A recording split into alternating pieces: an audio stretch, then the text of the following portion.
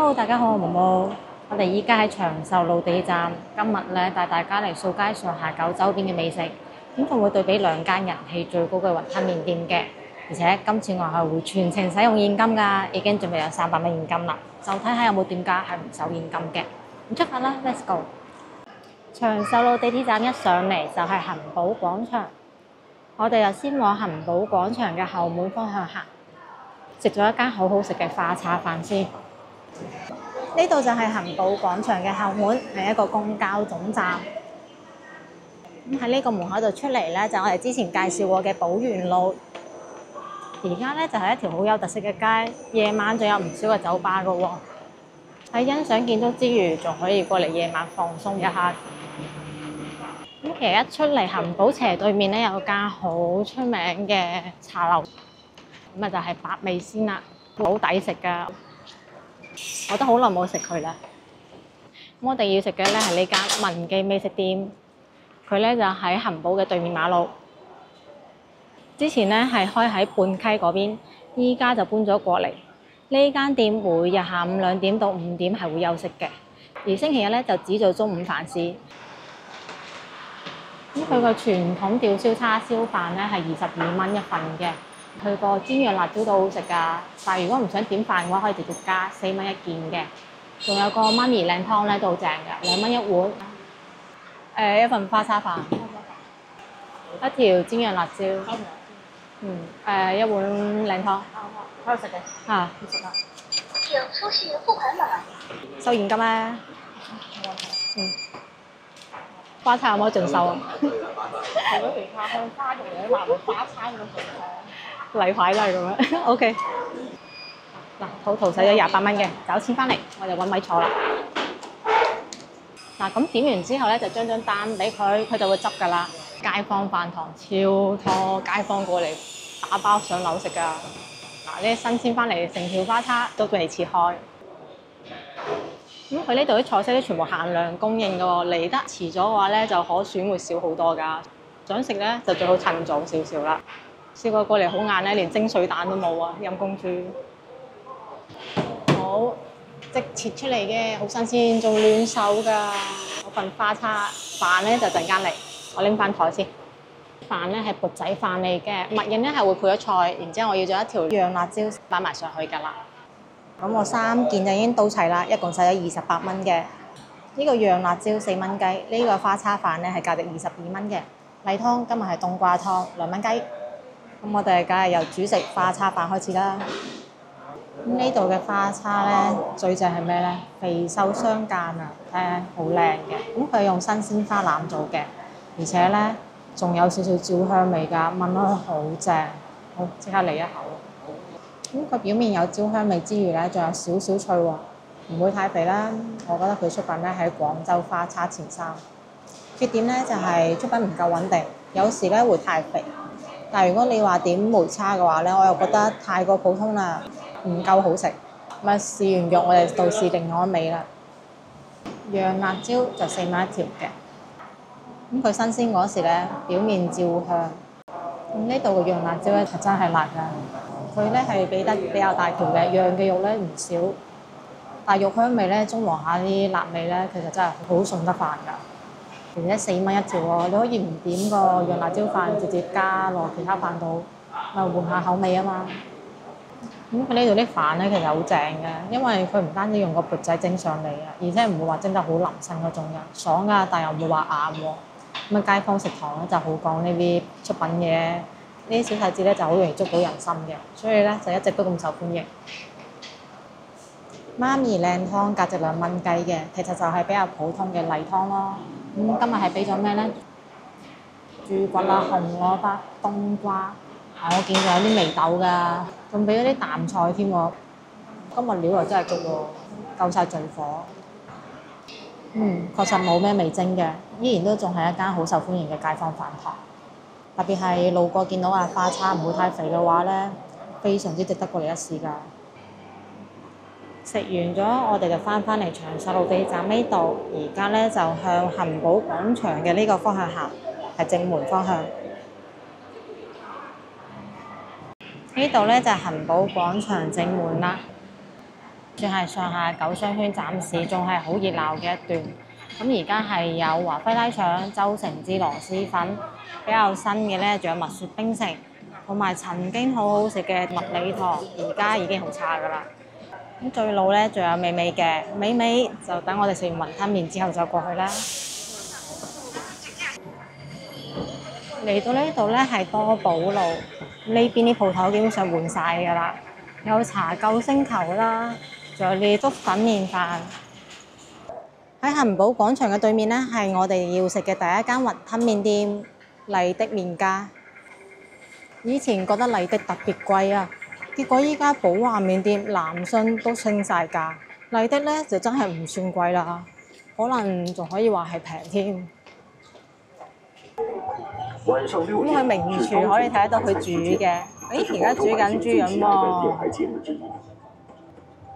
聽講佢呢度臘味都唔錯㗎，咁早上10點鐘會出爐，下晝4點鐘會出爐喎。食臘味嘅話，梗係趕住要新鮮出爐嗰陣時啦。不過我哋今日過嚟食麵嘅，都有好多人買緊斬料啊，下次有機會再試。哦，俾一個細碗雲吞麵。喺度食嘅。依然好流暢咁樣接受現金嘅，都話喺廣州度旅行使現金係 work 㗎啦。OK， 好唔該。麗的其實係正斗粥麵嘅廣州分店，而正斗嘅創始人係何鴻記何超紅嘅仔。何超紅呢係慈記麥碗池嘅入室弟子，所以麗的都係屬於麥氏雲吞麵嘅一派。而家睇到佢雲吞咧係即時包翻嘅，蝦嘅用材咧就好新鮮。雖然係雲吞麵店啊，但係麗的真係算做得好到位㗎啦，每樣嘢都有貼標籤嘅，一睇就知係咩啦。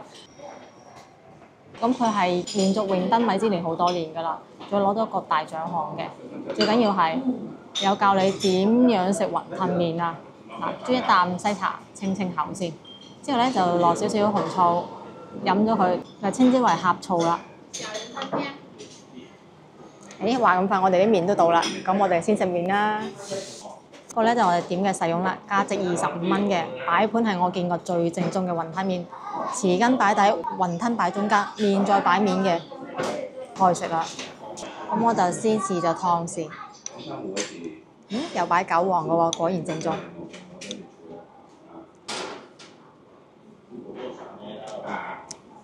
湯味咧非常之濃郁，而且睇上去都好清，明顯飲得出用咗豬骨、大地魚同埋魚子熬出嚟嘅。咁試完湯，我哋到試個麵啦。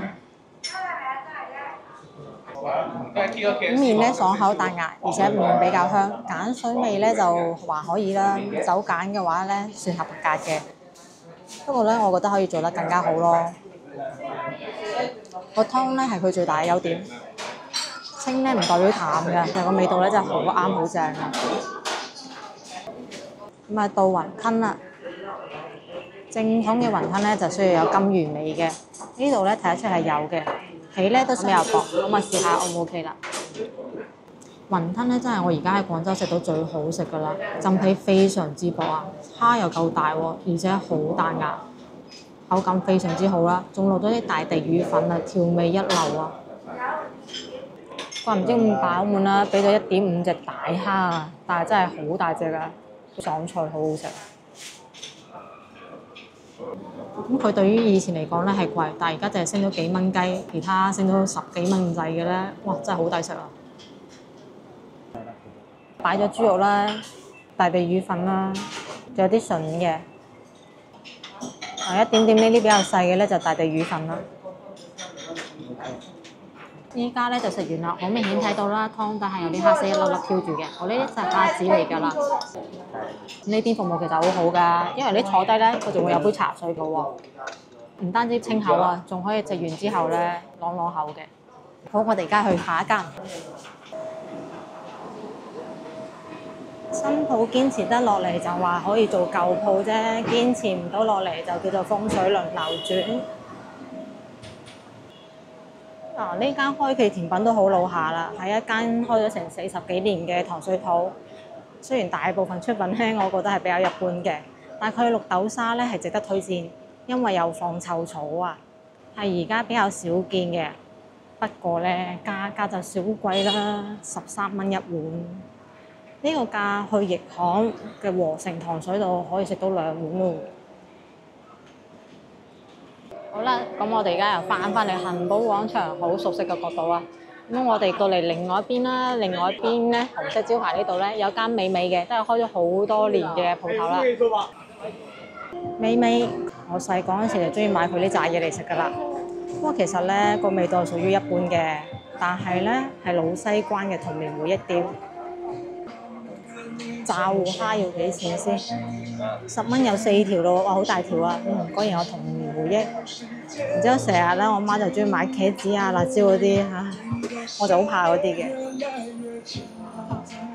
俾一個炸糊蝦，買2個咋？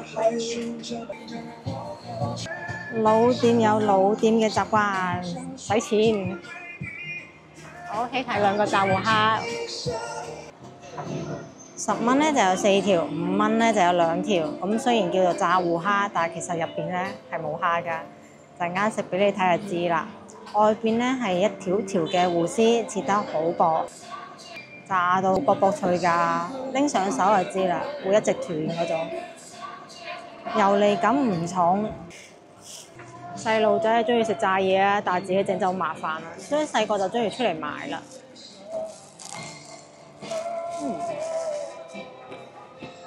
外面咧就好酥脆，入邊咧其實好粉嫩嘅，因為係糊泥嚟㗎。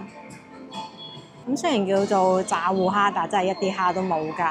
不過2個半，想做啲咩啊？食嘅就係小時候嘅味道咯。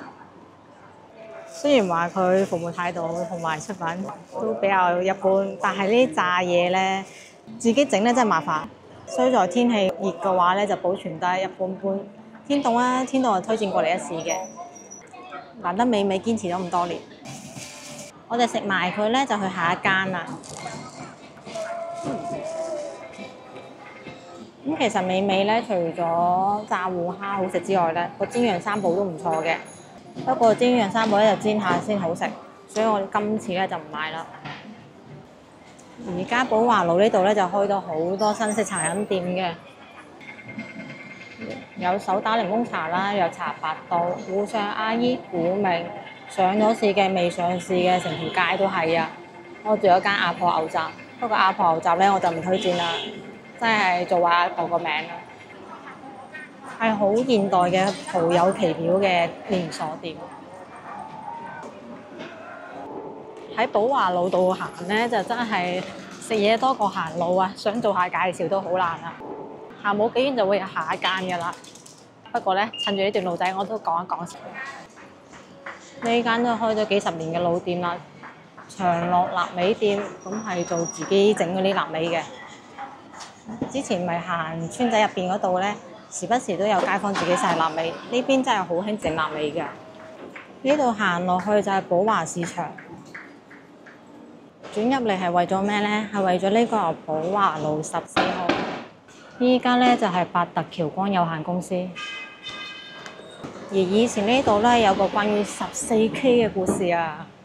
曾經擔任國軍軍統中將嘅郭兆煌啊，接手咗梧州華僑洪門西南總部之後咧，就改名為咗洪門忠義會。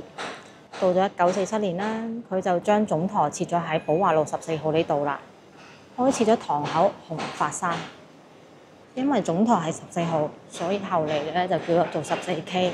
香港同澳門嘅觀眾咧，應該就有聽過14K 啦。轉翻出嚟啦，對面就係我哋嘅下一個目的地啦，就係寶華麵店。同為老字號，以前咧就平過阿麗的好多，所以就好抵食。佢營業時間咧，早晨嘅8點鐘到夜晚嘅10點鐘啊，只此一家，別無分店㗎。好啦，我哋入去點單先。哇，都坐咗好多人啦。鮮蝦雲吞麵而家係35蚊㗎，啊豬手麵都35蚊啦。仲有其他好多麵食同埋粉類嘅。俾一個細嘅鮮蝦雲吞麵啦。35蚊。好，唔該。嗱，都話啦，洗現金係好方便嘅，非常之流暢。真係俾廚房啊？OK， 好。開張紙，拎住個牌牌。遞單俾姐姐仔，之後自己揾位坐低就得啦。佢仲有指一菜牌嘅，啱先上面嗰個牌睇唔清楚就可以睇呢個啦。呢度咧比較特別嘅係有分細麵同埋闊麵嘅，有視圖噶啦，咩係米粉，咩係河粉。玩翻我哋嘅細雲吞麵就嚟到啦。你要碗仔啊？好，我哋開餐啦。呢碗咧就價值35蚊嘅細嘅鮮蝦雲吞麵啦，擺盤都尚算正規啦。羹咧放最下邊嘅，雲吞咧擺喺面下邊，咁啊有咯韭黃。就咁睇個湯色嘅話咧係比較足嘅，不過呢個係以前到而家都係咁樣啦。好，開食啦，試咗湯先。有用豬骨啦、大地魚啦，同埋有放蝦子嘅，味道咧就幾鮮甜下，幾濃郁下嘅。咁我哋試個麵啦。啲麵咧就非常之爽口彈牙，最緊要係基本食唔出有鹼水味啊！呢個酒鹼真係非常之合格啊！佢湯色咧雖然就比較濁啦，但係其實好濃嘅，好濃郁嘅豬骨味啊！呢個由以前到而家都係咁噶啦。咁啊唔夠清係確實係差咁啲嘅，味道搭夠咯。試完麵啦，咁梗係到雲吞啦。呢度雲吞嘅個頭咧，睇上去就比阿麗的咧大好多啊，大半粒到啦。色澤都唔同嘅，可能啲豬骨湯太濃，個頭太大啊，所以我真係一口食唔落去啊。睇上去色澤咧亦都唔夠鮮紅嘅原因咧，係因為俾嘅豬肉比較多咯。而且我覺得唔係我食咗一隻蝦喎，我覺得我食咗半隻蝦啫喎，陣間拆翻隻就知係咪啦。味道嘅話係 O K 嘅，食得出有濃郁嘅豬肉味啦，有大地魚粉味嘅。咁啊至於其他拆咗再講啦。呢碗食落嚟咧，有啲似覺得食緊豬肉雲吞麵多過似鮮蝦雲吞麵啦。點解咧？因為真係淨係得一隻蝦嘅啫。雖然話價錢嚟講咧，確實嗰半隻咧應該夠置換成咁多嘅豬肉啦。皮咧就唔厚嘅，不過有個缺點咧就係蝦咧係冇清乾淨條蝦線咯。俾一隻我，仲要唔清乾淨，太壞。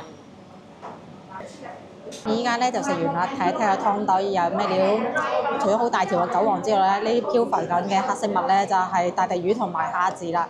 大粒少少嘅係大地魚，咁仲有一嚿豬骨喎，咁啊睇得出啦，真係過濾得唔夠徹底啊，所以可能咁樣咧導致呢個湯色比較濁啊，亦都可能因為佢話選用嘅係上好嘅燒骨啊，導致呢個湯色真係好似泥石流一樣。有啲圖文不符嘅，因為好搞笑，我留意咗一下咧，佢菜單呢張圖咧係咪清澈見底咧？而睇我呢個泥石流現場，唉唔好理咧，實況就係咁嘅樣啦，味道係 O K 嘅。咁而家兩間雲吞麵都試驗咗啦，我哋就講一講嘅對比結論啦。首先從個湯色嚟講啊，兩間咧都用咗大地魚啦、豬骨啦同埋蝦子嘅。麗的嘅湯色咧就清澈見底，而寶華嘅湯色咧就有少少泥石流嘅感覺啦，而且比較傾向於呢個豬肉味啊。到講個麵啦，咁寶華我哋要咗細麵嘅，就兩間咧都係類似於呢個竹升銀絲麵啦，所以係可以擺埋一齊對比嘅。單獨嚟講一講先啦，麗的嘅麵咧係非常之爽口彈牙嘅，缺點咧就係有少少嘅鹼水味。而寶華嘅麵咧，雖然係基本上食唔到有鹼水味，但係我覺得佢嘅過鹼咧有啲馬虎啊，所以個彈牙程度咧係比唔上麗的嘅。咁啊，大家按自己個人喜好嚟選擇啦。最後緊要嘅梗係我嘅雲吞啦，佔咗呢個價錢嘅大頭啊。咁啊，麗的嘅咧名副其實嘅鮮蝦雲吞啊，大隻鮮蝦，豬肉咧係少許嘅啫，作為配襯。而寶華嘅雲吞咧就交關咯，一隻蝦，大部分都係豬肉，咁啊相當於我使多咗10蚊雞嚟買咗呢5隻蝦嘅，所以我會更加推薦嚟寶華食佢嘅冬菇豬肉雲吞麵，性價比高。所以而家嚟一個最後總結啦，如果好中意豬肉味嘅話咧，想食豬肉味濃郁嘅雲吞麵，選擇嚟寶華絕對滿足到你嘅要求。但如果話想食正統少少嘅鮮蝦雲吞麵嘅話，麗的係你嘅最好選擇。而且而家性價比好高喎，25蚊啫，寶華係要35蚊。好啦，我哋出發食呢家嘢就好講個人喜好嘅。咁我屋企都有長輩咧係好中意食寶華嘅麵，不過真係淨係限於寶華嘅麵。可能佢早就睇得出咗寶華啲雲吞性價比唔高嘅事實啦。咁佢食嘅咧係齋粗麵，有興趣試佢嘅麵咧就可以試一試佢嘅齋粗麵啦。我個人咧就自細唔係好中意食粗麵，所以就冇機會試啦。即係開咗好多新店啦，包括呢間趙記傳承，所以我咧就覺得佢出品一般，但係佢環境咧就幾好，行到熱揾個地方坐下，佢就好適合啦。咁今日嘅視頻咧就到呢度啦，中意視頻嘅話記得關注我頻道喎，點個 like 翻去俾朋友仔啊！我哋下期見，拜。